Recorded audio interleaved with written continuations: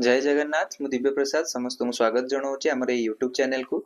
तो आज वीडियो रे आम गोटे सैंपल क्वेश्चन पेपर आनिक आसचु environmental studies and disaster management paper pi.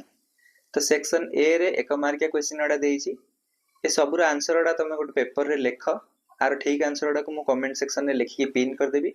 Last को तुम चेक कर परियो तमरो केतेटा आंसर ठीक हैला। सेक्शन बी रे 2 मार्क वाला क्वेश्चन एडा देइछि आर आंसर को 50 टी शब्द भीतर लिखियार अछि। तो ये क्वेश्चन एडा को तुम सब प्रैक्टिस कर परियो गोटे मॉक टेस्ट हिसाब रे आको दियो। सेक्शन सी रे 5 मार्किया क्वेश्चन एडा देइछि आ 250 टी शब्द भीतर आर आंसर दबा को पड़ियो। तो आर आंसर एडा तुम इंग्लिश रे भी देई परिबो ओडिया रे भी देई परिबो, किंतु केवल इंग्लिश रे दबो न केवल ओडिया रे दबो। ओडिया इंग्लिश अधा मिसई मसई करबोनी, जहां आगु प्रैक्टिस करछो सेही अनुसार ही कर।